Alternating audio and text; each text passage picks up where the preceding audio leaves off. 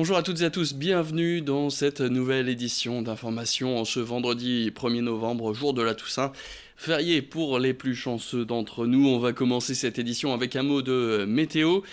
On est parti pour de longues journées pluvieuses ce vendredi mais aussi ce week-end. Il faudra attendre dimanche pour espérer voir quelques éclaircies dans le ciel du Nord et du Pas-de-Calais.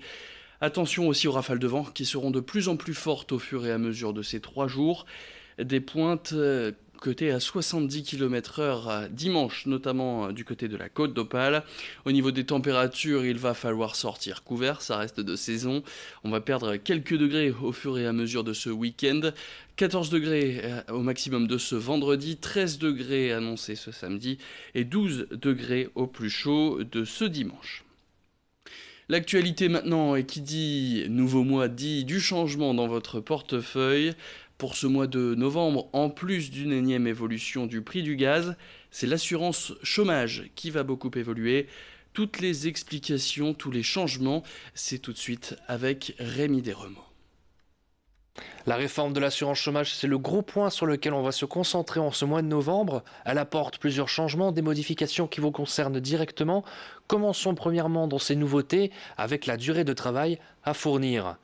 Pour avoir droit au chômage, il faudra désormais avoir travaillé 6 mois sur les 24 derniers. Auparavant, il fallait avoir travaillé 4 mois sur les 28 derniers. Pour le rechargement des droits, le seuil minimum va être porté à 6 mois contre 1 mois actuellement. Les salariés qui ont un revenu supérieur à 4 500 € bruts par mois verront leur indemnisation réduite de 30% à partir du 7e mois. Une grande nouveauté également pour les salariés qui souhaitent démissionner pour réaliser un projet professionnel. Ils pourront dorénavant toucher l'assurance chômage, mais sous plusieurs conditions. D'abord, le salarié devra avoir au moins 5 ans d'activité au sein d'une entreprise. Il devra également prouver que son projet professionnel est sérieux, cohérent et réalisable. On passe à une autre catégorie de travailleurs, les indépendants. Ils pourront bénéficier de 800 € par mois pendant 6 mois, sous la condition qu'ils aient obtenu des revenus inférieurs à 10 000 € par an sur les 2 dernières années. Terminons notre point sur novembre avec les traditionnels prix du gaz. Pour la première fois depuis plusieurs mois, les tarifs vont augmenter, et pas qu'un peu, 3% d'augmentation. Le gouvernement avait demandé une mesure de lissage sur plusieurs mois depuis la crise des Gilets jaunes, afin que les factures n'augmentent pas. Il semblerait que cette mesure touche à sa fin. À partir de ce lundi, la 3e édition du festival Bière à Lille va débuter, un festival consacré à la boisson préférée des nordistes qui aura lieu jusqu'au 10 novembre. Une quarantaine d'événements sont au programme avec les 70 brasseurs de la région qui viendront évidemment présenter leurs produits de façon originale. La quarantaine d'événements va avoir lieu dans les restaurants, les bars ou les cavistes de la métropole lilloise. Sans oublier évidemment les établissements traditionnels de la région que sont les estaminets. Mais il y aura aussi des établissements renommés qui prendront part à ce festival Bière à Lille, comme quelques restaurants étoilés. En plus de toutes ces dégustations, il y aura aussi par exemple des séances de beer yoga ou des menus cuisinés entièrement à la bière. Sans oublier le grand final qui aura lieu les 9 et 10 novembre. Des chefs vont se relayer au fourneau de la gare Saint-Sauveur. Présentation de cette 3e édition de ce festival Bière à Lille, c'est avec Idil Gunay et on revient plus précisément sur ce grand final annoncé, je vous rappelle, les 9 et 10 novembre du côté de la gare Saint-Sauveur. Les nouveautés, c'est déjà le nombre, puisqu'on passe de 44 brasseries à 74. L'autre nouveauté, c'est que cette année, on aura des chefs qui seront présents sur les 2 jours et pas uniquement le dimanche comme l'an passé. On aura un marché d'artisans locaux qui, eux, proposeront également à manger, mais des choses sucrées cette fois, chose qu'on n'avait pas l'an passé non plus. Donc il y aura des glaciers, des pâtissiers. On aura également des circuits de visite thématiques pour les gens qui ne s'y connaîtraient pas forcément, qui veulent venir, pour les aiguiller parmi toute l'offre des brasseurs présents.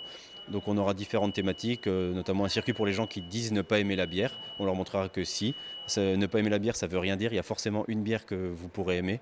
On a également un escape game cette année sur le thème de la bière et des street artistes qui seront là sur les 2 jours pour faire des performances. Évidemment, l'abus d'alcool est dangereux pour la santé. Il est à consommer avec modération. On va terminer cette édition avec quelques idées sorties pour ce long week-end de 3 jours. Au programme, la fin du suspense à Calais avec la découverte de ce fameux dragon. Mais il y a aussi de nombreux salons et des expositions à découvrir dans la région. Laissez-vous guider dans votre week-end avec Estelle Dargent de Métropolis. Et on commence avec un spectacle à ne pas louper du côté de Calais. Le dragon mécanique va déambuler dans les rues de la ville, une machine artistique assez impressionnante qui sera mise en place donc ce week-end. L'artiste à l'origine de ce dragon, bien vous le connaissez certainement, il avait déjà proposé l'araignée mécanique qui avait foulé les rues de Calais c'était en 2016. Il revient donc cette année, cette fois avec un dragon géant, de quoi impressionner les petits et les grands.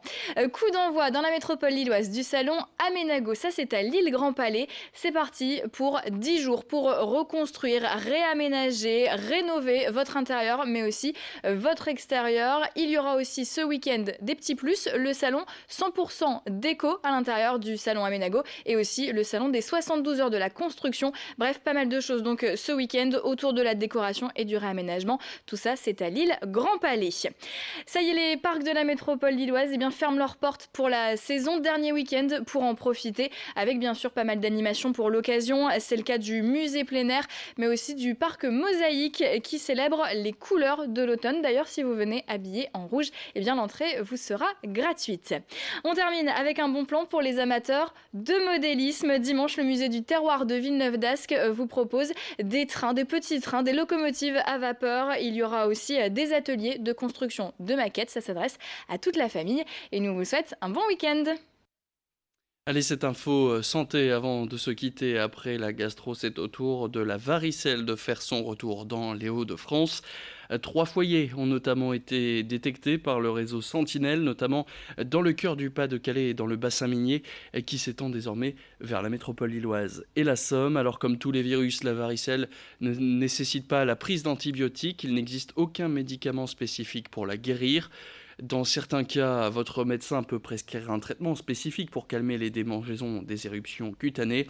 Attention, ces démangeaisons provoquées par les boutons peuvent laisser des cicatrices sur le corps si on s'acharne un peu trop dessus.